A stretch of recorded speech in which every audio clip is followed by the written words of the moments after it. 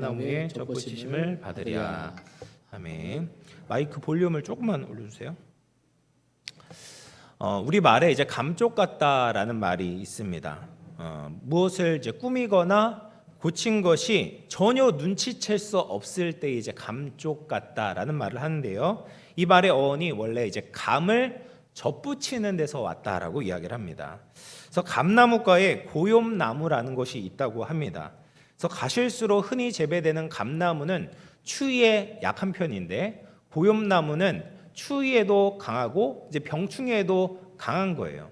그리고 이제 씨앗을 자르면 굉장히 빨리 생장한다고 합니다. 그래서 이 고염나무에다가 원래 이제 과실을 맺는 감나무의 가지를 이제 접을 붙이게 되는 것이죠. 그러면 병충해에도 강하고 크고 단 감이 열린다고 합니다. 근데 이제 한두 해가 지나면 이 접붙인 흔적이 흐릿해지면서 어디가 접붙였는지를 모를 정도의 그런 상태가 되게 되는 것이죠. 그런 것을 이제 감 접붙인 것 같다, 감접 같다라고 이야기를 하고 그게 이제 시간이 흘러서 감쪽 같다라고 변하게 된 겁니다. 오늘 말씀을 보면 신앙적으로 접붙임을 받은 이방 그리스도인들이 등장을 하는 겁니다. 이 이방 그리스도인들을 향해서 사도 바울이 이야기를 하는데 이제 권고의 말을 전하고 있는 것이죠. 이제 우리가 앞서 살펴보았던 이제 로마서 11장 전반부를 보면 사도 바울이 유대인들에 대한 구원의 소망을 놓지 않고 있었습니다. 그 두 가지 이유가 있었어요. 첫 번째는 자기 자신을 볼 때 하나님께서 유대인들에게도 구원의 은혜를 베푸실 수 있다라는 거예요. 자신도 과거에는 어떤 사람이었습니까? 예수님과 예수님의 교회를 핍박했던 사람이었는데 이제는 변화되어서 예수님을 위해 살아가고 있지 않는가? 나를 보니까 지금은 유대인들이 예수님을 믿지 않아도 나처럼 변화될 수 있다라는 소망을 가지게 되는 겁니다. 또 한 가지가 무엇이었습니까? 하나님의 역사에는 늘 남은 자들이 있었다라는 것이죠. 그래서 엘리야가 기도할 때도 7,000명의 바알에 무릎 꿇지 않는 사람들이 있었던 것처럼 하나님의 역사는 늘 남은 자들이 있었으니까 이스라엘 안에서도 남은 자들이 신앙의 명맥을 유지하게 되고 결국에는 이스라엘 전체를 예수님께로 돌아오게 만들 것이다라는 소망을 가지고 있었던 것이죠. 이처럼 어쨌든 간에 이제 바울이 계속해서 이 유대인들의 신앙의 실패에 대해서 이야기를 하고 있는 거잖아요. 그러다 보면 이 로마서의 주된 독자였던 로마 교회를 이루는 사람들이 이제 이방 성도들이기 때문에 이방 성도들이 어떻게 생각을 할 수 있겠습니까? 유대인들에 대해서 약간은 부정적으로 생각할 수가 있겠죠. 유대인들보다 우리가 더 낫구나. 이런 상대적인 우월감에 빠질 수가 있다라는 거죠. 근데 하나님께서 유대인이 아니라 이방인을 구원하신 것은 그들이 유대인보다 뛰어나서가 아니죠. 만약에 그런 생각을 가지게 된다면 유대인과 똑같은 잘못을 저지르게 되는 겁니다. 왜냐하면 유대인들은 항상 이제 타 민족보다 자신들이 뛰어나다라고 하는 잘못된 선민의식에 빠졌거든요. 그래서 교만해졌거든요. 그래서 넘어졌었습니다. 근데 만약에 이방인들이 똑같은 자신들이 유대인보다 낫다라는 잘못된 생각을 가진다면 똑같이 유대인들처럼 하나님 앞에서 실족하고 넘어질 수 있기 때문에 지금 사도 바울이 그런 점에 있어서 이제 권고하고 경계를 하고 있는 상황이다라는 거예요. 그래서 이제 13절과 14절 말씀을 같이 한번 읽어보겠습니다. 읽어볼게요. 시작. 내가 이방인인 너희에게 말하노라. 내가 이방인의 사도인 만큼 내 직분을 영광스럽게 여기노니 혹 내 고륙을 아무쪼록 그들 중에서 얼마를 구원하려 함이라. 사도 바울이 이방인을 향한 자신의 경고가 오해를 하지 않도록 미리 자기가 이방인의 사도라는 이야기를 하고 있는 거예요. 바울은 이방인의 사도로서 하나님께서 부여해 주신 사명에 충성을 다하고 있었습니다. 그런데 이런 바울의 헌신만 보면은 또 이방인들이 오해를 할 수가 있어요. 왜 그럴까요? 사도 바울이 이방인을 위한 우리를 위해서만 수고를 하는 것을 보니까 이제는 유대인에게는 소망이 없구나. 우리만 이제 구원받는 하나님의 백성이구나라는 오해를 할 수도 있다라는 거죠. 그러나 그렇지 않다라는 겁니다. 사도 바울이 지금 이방인의 사도로서 수고를 하고 있지만 그렇다고 해서 유대인들을 절대로 포기하지 않았다라는 겁니다. 역시 지금도 유대인들을 위해서 수고를 하고 있는 것이죠. 그래서 그 수고를 하는 지금 이방인을 위해서 수고하는 이유 중에 하나가 무엇입니까? 내 고륙 이스라엘을 얼마라도 구원을 받기 위해서 그렇게 하고 있는 것입니다. 그래서 이스라엘을 시기하게 만들어서 부러워하게 만들어서 다만 몇 사람이라도 더 구원을 하고 싶은 것이 사도 바울이 가지고 있는 간절한 소원이었다라는 거예요. 그것을 이제 이야기를 하고 있는 겁니다. 그러니까 내가 이방인의 사도로 지금 노력을 하고 있지만 그렇다고 내가 유대인을 포기한 것이 아니야. 내가 너희들을 위해서 이 사역을 하고 있는 중요한 이유 중에 하나는 바로 이것이 간접적으로 돌아가서 유대인들을 구원하고자 함이다라는 사도 바울의 사역의 목적에 대해서 밝히고 있는 겁니다. 자, 그리고 15절 말씀 같이 한번 읽어보겠습니다. 시작. 그들을 버리는 것이 세상의 화목이 되거든 그 받아들이는 것이 죽은 자 가운데서 살아나는 것이 아니면 무엇이리요. 그래서 하나님께서 유대인들을 버리는 것이 세상의 화목이 되었다라고 이야기를 합니다. 이것은 그러니까 이방인들이 구원을 받게 된 것은 이방인들이 잘해서가 아니었다라는 거죠. 이것은 전적인 하나님의 섭리였어요. 하나님의 역사였습니다. 그러니까 유대인들의 실패를 하나님께서 강권적으로 역사하셔서 그러니까 유대인들의 실패를 이방인의 믿음으로 연결시켜 주신 거죠. 이것은 이방인이 잘해서가 아니라 그냥 하나님의 특별한 섭리 가운데 그런 일들이 일어나게 되었습니다. 그런데 하나님께서 이 놀라운 계획을 이루셨던 것처럼 유대인들을 향해서도 더 놀라운 계획을 펼치실 수가 있다라는 거예요. 그러니까 이것을 이 사도 바울은 죽은 자 가운데서 살아나는 것으로 표현을 하는데요. 그러니까 예수님께서 죽음에서 멈추시는 것이 아니라 부활하셨잖아요. 부활하심으로 말미암아 우리의 모든 구원 계획을 이루셨던 것처럼 지금 영적으로 보면 유대인들이 죽어 있는 상태에 있지 않냐. 그런데 그들이 언젠가는 하나님의 뜻 가운데 돌아와서 예수님을 믿게 된다면 예수님이 죽었다 부활하는 것과 같은 놀라운 역사가 일어나게 되지 않겠느냐. 하나님은 늘 반전의 역사를 이루시는 분이다. 부활의 역사를 이루시는 분이다. 그러니까 유대인들도 지금 죽어 있다고, 영적으로 죽어 있다고 그들을 포기하는 것이 아니라 하나님은 하나님의 때 유대인들을 살려내실 것이다 라고 말하고 있어요. 자, 그리고 사도 바울은 이 말을 효과적으로 전달하기 위해서 이제 비유를 이야기를 하고 있습니다. 16절 말씀 보시면 같이 읽어보겠습니다. 시작. 제사는 처음 익은 곡식가루가 거룩한즉 떡덩이도 그러하고 뿌리가 거룩한즉 가지도 그러하니라. 여기서 이제 두 가지 비유가 나옵니다. 첫 번째 비유는 이제 가루와 떡덩이에 대한 비유가 나와요. 그래서 제사하는 처음 익은 곡식가루가 이제 첫 수확이거든요. 첫 수확의 열매를 하나님께 드릴 때 이 처음 익은 곡식을 이제 가루로 빻아가지고 떡덩이를 만든단 말이에요. 그 떡덩이 일부를 하나님께 드리게 되면 그 만들었던 모든 떡덩이가 거룩한 것이 되는 거예요. 여기서 이제 첫 열매는 드려진 떡덩이는 예수 그리스도를 믿고 구원받은 유대인들을 의미하는 것이죠. 근데 그 구원받은 유대인들이 있다면 나머지 떡덩이들도 하나님께서 언젠가는 구원하실 것이라는 것을 보여주는 것이 아니냐라는 거예요. 자, 그리고 두 번째 비유는 뿌리와 가지와의 관계를 이야기를 합니다. 가지는 결국 뿌리의 영향을 받게 되잖아요. 그러니까 뿌리가 거룩하면 달려있는 가지도 거룩한 거죠. 왜냐하면 똑같은 나무니까 거룩할 수밖에 없는 겁니다. 그래서 여기서 뿌리란 믿음의 선조들인 아브라함, 이삭, 야곱과 같은 사람들이죠.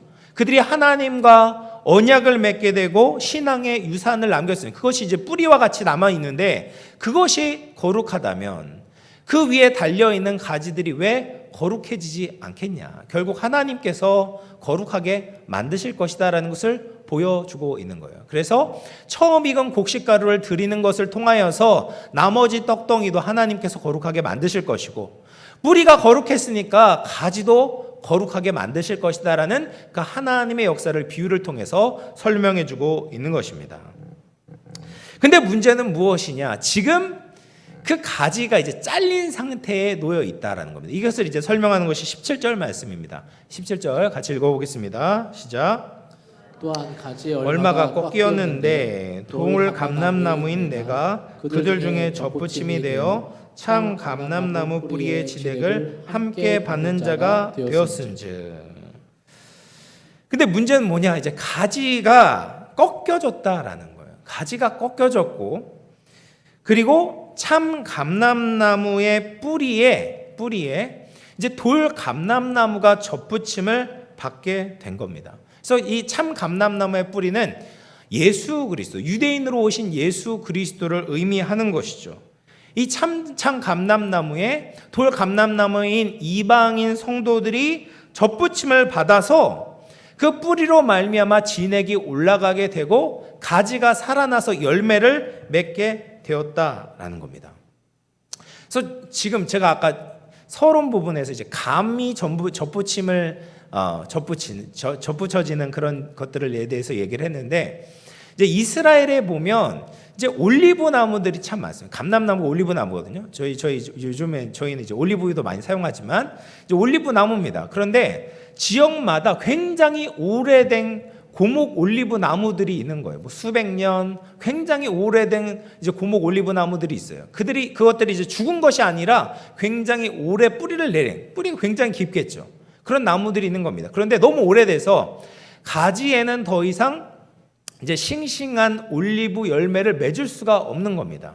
그런 것들이 굉장히 많대요. 그래서 지금도 그런 곳에서는 이 뿌리는 굉장히 좋으니까 야생 올리브 나무를 접붙이는 거예요. 그렇게 되면 뿌리에서 이제 흡수해서 뭐 수분이라든지 양분들을 흡수를 해서 그 가지의 열매를 맺게 될 때 굉장히 신선하고 좋은 올리브 열매를 맺게 된다라는 것이죠. 지금 돌 감람나무의 이방 성도들이 마치 그런 상태에 있다라는 겁니다. 그러니까 유대인들이 가지고 있는 굉장히 오래된 그 신앙의 전통, 그리고 그 전통에서부터 나오신 예수 그리스도의 접붙임을 받아서 지금 생기를 얻고 열매를 얻게 되었다라는 거죠. 그러니까 너희는 너희 자신에 대해서는 자랑할 거리가 되지 않는다. 그러니까 다른 가지들, 꺾여진 가지들을 보면서 너희가 자랑할 것이 없다. 왜냐하면 너희는 뿌리로 말미암아 산 것인지 너희 자신의 능력으로 산 것이 아니다라는 것을 이야기를 하고 있는 거예요. 여러분, 우리도 영적인 뿌리에서 공급을 받게 됩니다. 그래서 우리가 예수님을 믿게 될 때 성경에 나오는 믿음의 인물들이 우리들의 조상이 되고 우리의 뿌리가 되는 것이죠. 그래서 로마서 4장 18절 말씀에 이렇게 이야기를 합니다. 아브라함이 바랄 수 없는 중에 바라고 믿었으니 이는 내 후손이 이 같으리라 하신 말씀대로 많은 민족의 조상이 되게 하려 하심이라. 그러니까 아브라함이라는 이 성경의 인물은 유대인의 조상이 되는 것이 아니라 믿음을 가진 하나님의 백성들의 많은 민족의 조상이 되게 하셨다는 거예요. 그러니까 우리도 믿음을 가지면 우리의 조상은 아브라함이 된다라는 것이죠. 그래서 그들의 약속이, 아브라함의 약속이 우리의 약속이 되기도 하고, 그들의 신앙의 모습을 통해서 우리가 도전을 받고 교훈을 받을 수가 있는 겁니다. 그들이 섬겼던 하나님을 우리가 동일하게 만나고 섬길 수가 있다라는 거죠. 뿐만 아니라 이런 성경의 인물들뿐 아니라 우리에게는 또 다른 많은 이제 뿌리들이 있습니다. 복음의 불모지였던 한국에 많은 선교사님들이 오셔가지고 그들의 청춘과 일생을 바치셨잖아요. 그래서 우리나라의 이 영적인 토질들이 개선이 되었고 우리에게도 복음이 전해지게 된 것이죠. 그래서 우리 중에 누구도 신앙에 있어서는 홀로 선 사람들이 없는 겁니다. 누군가 나에게 복음을 전해주어서 믿게 되었죠. 그리고 누군가 나의 신앙을 위해서 눈물로 기도를 해주었기 때문에 내가 오늘날 이만큼 영적으로 자랄 수가 있었던 겁니다. 또 누군가는 하나님의 말씀을 잘 가르치려고 애를 써 주었기 때문에 우리가 이만큼 영적으로 성숙할 수 있다라는 거예요. 그래서 자신의 뿌리를 무시하고 자신이 혼자 잘한 것처럼 교만한 사람은 반드시 넘어질 수밖에 없는 거예요. 왜 그렇습니까? 그런 사람은 결국 신앙의 근원이신 하나님의 은혜도 무시하게 되는 것입니다. 나 스스로 여기까지 왔다, 내 능력으로 모든 것을 이루었다라고 생각을 하게 될 때 하나님의 은혜와 멀어지게 되는 것입니다. 그래서 우리는 늘 뿌리에 대해서 감사해야 되고 하나님의 은혜에 대해서 감사할 때 우리에게 주어진 자리를 벗어나지 않고 신실하게 주님을 섬길 수 있는 것입니다. 그래서 나의 나된 것이 오로지 하나님의 은혜다라는 것을 기억하시고 또 많은 분들의 도움으로 여기까지 오게 되었다는 것을 잊지 않는 우리 모든 영험의 가족들 다 될 수 있기를 주의 이름으로 축원을 드리겠습니다. 그리고 이제 20절 말씀 우리 같이 한번 읽어보겠습니다. 읽어볼게요. 시작.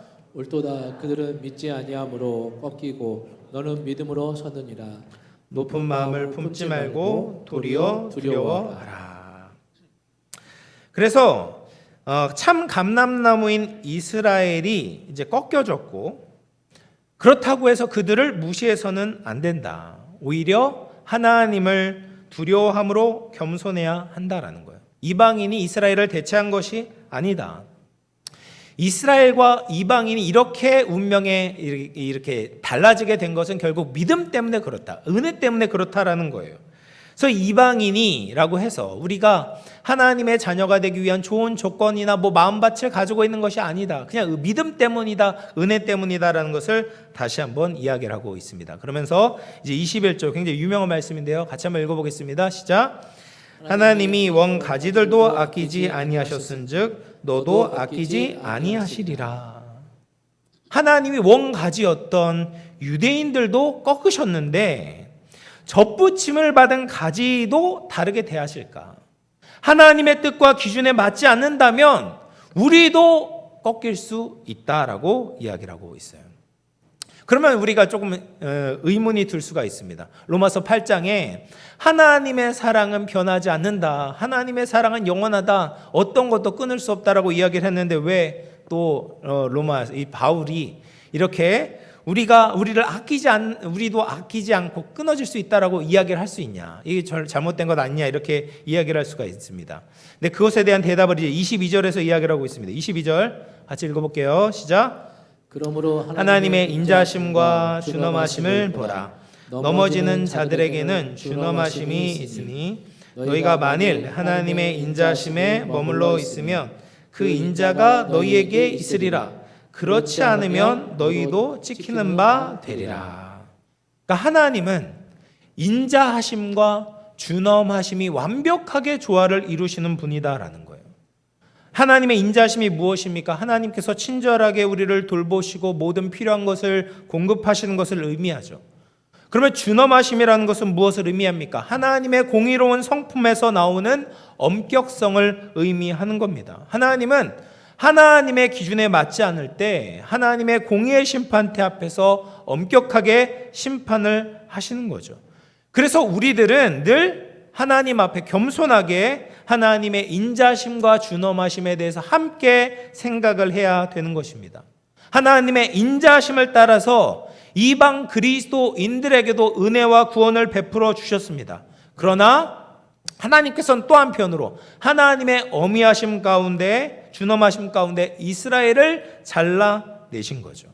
그러니까 만약 이방인도 이스라엘처럼 교만해서 하나님 앞에 신실하지 못한다면 여지없이 찍히게 될 수도 있다는 것을 알아야 된다라는 거예요. 그래서 하나님의 은혜 안에 신실하게 머물 수 있도록 힘을 써야 된다라고 이야기를 하고 있는 것입니다.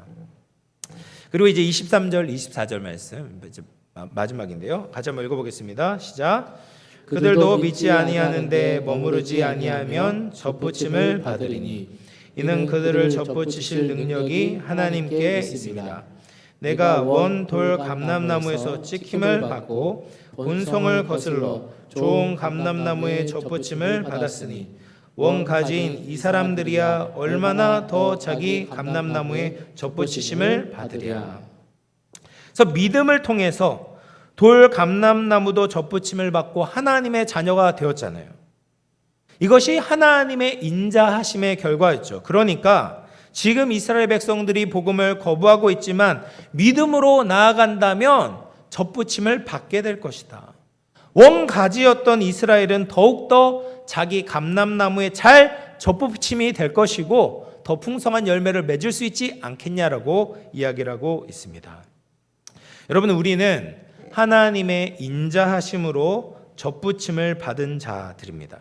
그러므로 우리는 하나님의 인자하심 가운데 머물러 있어야 되는 것이죠. 그러기 위해서는 우리가 어떻게 해야 되겠습니까? 20절 말씀과 같이 마음을 높이지 말고 하나님을 두려워해야 하는 것입니다. 여러분, 우리가 다른 사람들을 끊임없이 비교하며 돌아볼 때 자기를 높이거나 낙심할 수밖에는 없습니다. 어떤 사람들은 이제 주위에 힘들고 어려운 사람들을 보면서 그런 고통과 아픔을 당하지 않는 자기 자신에 대해서 뿌듯해하고 위안을 삼는 사람들이 있어요. 다른 사람들을 볼 때 자꾸 우리는 참 신앙에서 벗어나게 되는 거예요. 다른 사람들과 비교하면서 나보다 못한 사람들을 보면 교만하게 되고 나보다 잘 나가는 사람들을 보면 자꾸 낙심하고 절망에 이르게 되는 것입니다. 그런데 우리는 다른 사람들을 보는 게 아니에요. 이방인들은 유대 그리스도인들을 보는 것이 아니라 무엇을 봐야 됩니까? 하나님의 인자하심을 봐야 되는 거죠. 하나님의 은혜를 봐야 되는 것입니다. 그러니까 다른 사람들의 불행을 보면서 안심하는 것이 아니라 하나님께서 나에게 베풀어 주신 은혜에 대해서 감격하고 감사해야 되는 것이죠. 그리고 다른 한편으로는 하나님의 어미하심을 생각하면서 두려움 가운데 믿음으로 살아내야 하는 것입니다. 그래서 베드로후서 3장 17절에 이렇게 이야기를 합니다. 그러므로 사랑하는 자들아 너희가 이것을 미리 알았은즉 무법한 자들의 미혹에 이끌려 너희가 굳센 데서 떨어질까 삼가라. 하나님은 택하신 자들을 반드시 보호하시죠. 그런데 우리가 하나님을 저버리고 우상 숭배를 해도 자동적으로 하나님의 자녀가 되는 것은 아니다라는 거예요. 우리가 하나님을 믿음으로 살지 않는다면 그 사람은 이미 하나님의 자녀가 아닌 것입니다. 교회 다녀도 직분을 받아도 대단한 업적을 이루었어도 믿음이 없다면 그 사람은 이미 잘려져 나간 것이죠. 그러므로 우리의 차원에서는 어떻게 해야 되는가? 하나님의 어미하심을 생각하면서 믿음으로 살도록 애를 써야 되는 것이죠. 유대인들과 같이 예수님을 떠나서 함부로 사는 것이 아니라 예수님을 생각하고 예수님만 의지하며 살아가는 것입니다. 그것이 우리에게 주어진 책임이고 성도가 살아내야 하는 거룩한 삶의 방식입니다. 사랑하는 성도 여러분, 이제 말씀을 마치겠습니다. 우리는 돌 감람나무와 같은 은혜를 받은 자들입니다. 원래 잘려진 가지처럼 죽어 있었습니다. 그런데 생명의 원천 되신 예수 그리스도께 접붙임을 받았습니다. 그것은 하나님의 인자심 때문이었습니다. 근데 우리가 나에 대해서 무엇을 자랑할 수가 있겠습니까? 다른 사람들을 보면서 나에 대해서 무엇을 높일 수가 있겠습니까? 뿐만 아니라 우리는 감사와 함께 늘 하나님의 공의 앞에 깨어있는 신앙을 가져야 되는 거예요. 믿음이 없다면 유대인이어도 잘리게 되는 거예요. 예수님 안에 거하면 그 어떤 것도 하나님의 사랑에서 끊을 수 없지만 예수님 밖에 있으면 어떻게 살아도 하나님의 사랑에서 끊어질 수밖에 없다라는 거예요. 그러므로 우리는 오직 예수님께만 나아가야 합니다. 사나 죽으나 오직 예수님밖에 없습니다. 다른 어떤 것도 의지하지 말고 오직 예수님만 의지하며 살아야 됩니다. 이 저녁에 우리가 이 믿음을 가질 수 있기를 결단하며 기도하기를 소망합니다. 혈통이나 의식이나 행위를 의지하는 것이 아니라 오직 예수님만 자랑하고 살아가는 참 믿음의 사람들이 될 수 있기를 축복합니다. 그렇게 반석 위에 견고한 믿음으로 하나님의 사람답게 살아갈 수 있는 저와 우리 모든 영험의 가족들 다 될 수 있기를 주님의 이름으로 축원을 드리겠습니다. 우리 말씀을 생각하면서 기도하기 전에 우리 은혜 찬양 한 장 하고 기도하도록 하겠습니다.